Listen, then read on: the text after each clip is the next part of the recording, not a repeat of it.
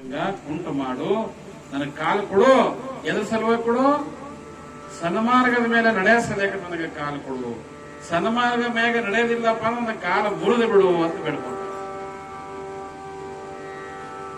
ಸುತ್ತಿ ಸುಳಿದು ನೋಡದಂತೆ ಅಂಧಕನ ಮಾಡಯ್ಯ ತಂದೆ. ಸುತ್ತಿ ಸುಳಿದಂತಂದ್ರ ನನ್ನ ಕೆಲಸ ಬಿಟ್ಟು, ನನ್ನ ಕಾರ್ಯ ಬಿಟ್ಟು ಸುಮ್ಮ ಆ ಕಡೆ ಈ ಕಡೆ ನೋಡ್ಲಾರ್ದಂಗ, ದೇವ್ರೇ ಆ ಕಡೆ ಈ ಕಡೆ ನೋಡ್ಲಾರ್ದಂಗ ನನ್ನ ಕಣ್ಣುಗಳನ್ನ ಕಿತ್ಕೋನಿ ಅಂತ ಹೇಳ್ತಾರೆ. ಕುರುಡ ಮಾಡ್ದ. ಅಂದ್ರೆ ಕೆಟ್ಟದನ್ನ ನೋಡಬಾರ್ದು. ಕೆಟ್ಟದ್ದು ನೋಡಂಗಿತ್ತು, ಕೆಟ್ಟದ್ದು ನಿನಗೆ ತೋರಿಸ್ತೈತಿಪ್ಪ ಅಂತಂದ್ರ ನನ್ನ ಕಣ್ಣೇ ಕಿತ್ತು ಬಿಡು, ನಂಗೆ ಕುರುಡು ಮಾಡು ಅಂತ ಬಸವಣ್ಣವ್ರು ಹೇಳ್ತಾರೆ. ದೇವ್ರಿಗೆ ಬಿಡಕಂತ ಮತ್ತೇನ್ ಹೇಳಿದ್ರು ಅವರು? ಮತ್ತೊಂದು ಕೇಳದಂತೆ ಕಿವುಡನ ಮಾಡು, ಕೆಟ್ಟ ಶಬ್ದಗಳು ಕೇಳಲಾರ್ದಂಗ ನನ್ನ ಕಿವಿ ಕಿವುಡು ಮಾಡು ಅಂತ ಹೇಳಿದ್ರು. ಈ ಕಿವಿ ಇದ್ದೇನು ಸಾರ್ಥಕ ಇಲ್ಲ ಅಂತ ಹೇಳಿದ್ರು. ಈ ಕಿವಿ ಇದ್ದ ಸಾರ್ಥಕಪ್ಪ ಅಂತಂದ್ರ ನಿಮ್ಮ ಶರಣರ ವಿಚಾರಗಳು, ನುಡಿಗಳು, ವಾಣಿಗಳು ಕೇಳಂಗಿದ್ದ ನನ್ನ ಕಿವಿ ಕೊಡು ಅಂತ ಹೇಳ್ತಾರೆ. ಎಷ್ಟು ಚಲೋ ಮಾತು ಹೇಳಿದ್ರಲ್ಲ ಅವರು. ನಾವು ಮಹಾತ್ಮ ಗಾಂಧಿದ 3 ಕೋತಿಗಳ ಕಥೆ ಕೇಳ್ತಾರೆ ನೋಡ್ರಿ, ಕ್ವಾಡಂಗಿಗಳು. 3 ಮಾಕಾಡ, ಒಂದು ಕಣ್ಣು ಮುಚ್ಚದ, ಒಂದು ಬಾಯಿ ಮುಚ್ಚದ, ಒಂದು ಕಿವಿ ಮುಚ್ಚದ, ಹೌದಿಲ್ರಿ? ಇದು ಮಹಾತ್ಮ ಗಾಂಧಿ ಹೇಳ್ಯಾರ ಅಂತೇಳಿ.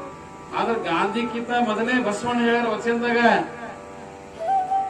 12వ ಶತಕದಾಗ ಅವರು 800-900 ವರ್ಷದ ಹಿಂದೆ ಹೇಳ್ಯಾರ ಅವ್ರು ಈ ಮಾತ. ಏನಂತ?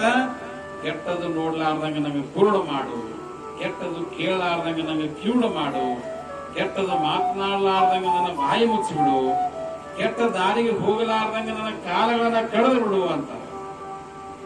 ಇದನ್ನ ನಿಮ್ಗೆ ಯಾಕೆ ಹೇಳ್ತಾ ಇದ್ದೀವಿ ಅಂತಂದ್ರ, ನಿಮ್ಮ ಶರಣರ ಚರಣವಲ್ಲದೆ ನಿಮ್ಮ ಶರಣರ ಪಾದಗಳು ಚರಣ.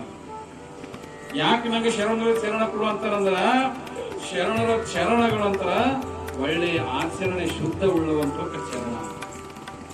ಅದಕ್ಕೆ ಹೇಳಿದ್ರು ಅವರು, ಆಚರಣೆ ಶುದ್ಧ ಇದ್ದವರು ಚರಣ, ಆಚರಣೆ ಶುದ್ಧ ಇಲ್ಲದವರು ಕಾಲ. ಆಚರಣೆ ಶುದ್ಧ ಇದ್ದಾಗ ಮಾತ್ರ ಅವಕ್ಕೆ ಚರಣಗಳು ಅಂತಾರೆ. ಆಚರಣೆ ಶುದ್ಧ ಇರ್ಲಿಲ್ಲಪ್ಪ ಅಂದ್ರೆ ಕಾಲಗಳು ಅಂತಾರೆ. ಗುರುಗಳದು ಹಿರಿಯರ್ದು ಯಾಕೆ ಕಾಲ ಬೀಳ್ತೀರ ನೀವು? ಅವರು ಚಲೋ ಹಾದಿ ಮೇಲೆ ನಡೀತಾರ ಅಂತ ಹೇಳಿ ಅವ್ರ ಕಾಲ ಬೀಳ್ತಾರೆ. ಅವರ ಚರಣಗಳು ಪವಿತ್ರ ಅದಾವ ಅಂತ ಹೇಳಿ ನಾವು ಅವರ ಚರಣಗಳನ್ನ ಹಿಡ್ತೀವಿ. ಯಾಕೆ ನಾವು ಕಾಲ ತೊಳೆದು ನಮಸ್ಕಾರ ಮಾಡ್ತೀವಿ? ಅವ್ರು ಒಳ್ಳೆ ಆಚಾರವಂತರ ಅದಾರ, ಒಳ್ಳೆ ವಿಚಾರವಂತರ ಅದಾರ ಅಂತಂದ್ರೆ ನಾವು ಅವರ ಕಾಲ ತೊಳೆದು ಪೂಜೆ ಮಾಡಬೇಕು. ಅವಾಗ ಚರಣ. ಆಚರಣೆ ಶುದ್ಧ ಇದ್ದಿಲ್ಲ ಅಂದ್ರೆ ನಾವು ಬರೀ ಕಾಲ. ಅದಕ್ಕೆ ಬಸವಣ್ಣವ್ರು ಹೇಳಿದ್ರು, ನನಗೆ ಏನು ಕೊಡಪ್ಪ ಅಂತಂದ್ರೆ ನಿಮ್ಮ ಶರಣರ ಪಾದ ಸೇವೆ ಮಾಡ್ತಕ್ಕಂಥ ನನಗೆ ಕೊಡು ಅಂತ ಹೇಳಿ ದೇವರಲ್ಲಿ ಬೇಡ್ಕೊಂತಾರಂದ್ರ ಬಸವಣ್ಣವರು ಆ ಪರಮಾತ್ಮ ಮೇಲೆ ಎಷ್ಟು ಅಗಾಧವಾದಂತಹ ಭಕ್ತಿ ಇತ್ತು. ಹೆಂಗ ಸೃಷ್ಟಿಕರ್ತನಿಗ ಆ ಕೊಡುವ ಸಂಗಮನಿಗೆ ಬೇಡ್ಕೊಂಡ್ರು ಅವರು. ಅಂದ್ರೆ ಏನ್ ಬೇಡ್ಕೊಂಡ್ರಪ್ಪ ಅಂದ್ರೆ ಚಲೋ ಸಂಘ ಕೊಡು, ಚಲೋ ಸಹವಾಸ ಕೊಡು, ಗುರುಜನರ ಸಂಘ ಕೊಡಬೇಡ, ಜೈಸ ಸಂಘ ವೈಸ ರಂಗ ಅಂತ. ಹೆಂಗ ಸಹವಾಸ ಮಾಡ್ತೀವಿ ಹಂಗ ನಮ್ಮಲ್ಲಿ ಗುಣಗಳು ಬರ್ತಾವ ಅಂತ ಹೇಳ್ತಾರ. ಅದಕ್ಕಾಗಿ ಇವತ್ತಿನ ವಿಚಾರ ಏನಪ್ಪಾ ಅಂತಂದ್ರೆ ಸತ್ಸಂಗ. ಅದಕ್ಕೆ ನೀವು ಕೊಪ್ಲಿ ಗ್ರಾಮದ ಸತ್ಭಕ್ತಾದಿಗಳು ನಿಜವಾಗಲೂ ನೀವು ಭಾಗ್ಯಶಾಲಿಗಳಿದ್ದೀರಿ, ಪುಣ್ಯಶಾಲಿಗಳಿದ್ದೀರಿ. ಸತ್ಸಂಗ ಮಾಡಬೇಕು, ಪುರಾಣ ಪ್ರವಚನಗಳನ್ನ ಕೇಳಬೇಕು, ಒಳ್ಳೆಯವರ ಸಹವಾಸ ಮಾಡ್ಬೇಕನ್ನುವಂತ ಗುಣ ನಿಮ್ಮೊಳಗೆ ಏನದ ಅದು ಬಹಳ ಶ್ರೇಷ್ಠ ಗುಣ ಅದ. ಈ ಗುಣ ಎಂದಿಗೂ ಕೂಡ ಸಾಯಿ ಬಿಡಬೇಡ್ರಿ. ಈ ಗುಣ ಜೀವಂತವಾಗಿಡ್ರಿ.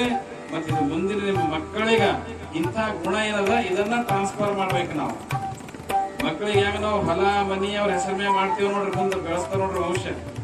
ವಾರಸ ಬೆಳೆಸ್ತೀವಲ್ಲ, ಬರೇ ವಾರಸ ಹೊಲ ಮನಿ ರಕ್ತದ ವಾರಸ ಬೆಳೆಸ ದೊಡ್ಡದಲ್ಲ. ಖರೇ ವಾರಸ ಯಾವ್ದಪ್ಪ ಅಂದ್ರೆ ವಿಚಾರಗಳ ವಾರಸ ನಾವು ಮಕ್ಕಳಿಗೆ ಕೊಡ್ಬೇಕು. ಯಾವ ವಾರಸ ಕೊಡ್ಬೇಕ್ರಿ? ಯಾವ ವಾರಸ ಕೊಡ್ಬೇಕು ನಾವು ಅವ್ರೀಗ?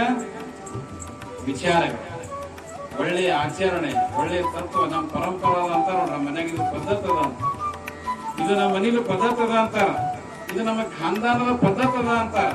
ಅಂದ್ರೆ ಚಲೋ ಪದ್ಧತಿ, ಕೆಟ್ಟದಲ್ಲ. ಅಂತ ವಿಚಾರಗಳನ್ನ ನಾವು ಮಕ್ಕಳಿಗೆ ಕೊಡಬೇಕು. ವಿಚಾರ ಕೂಡ ನೋಡಿದ್ರೆ ಇವತ್ತ ನಾಳೆ ವಿಚಾರ, ಆಚಾರ, ಸಂಸ್ಕಾರ. ಯಾರ ಮಕ್ಕಳು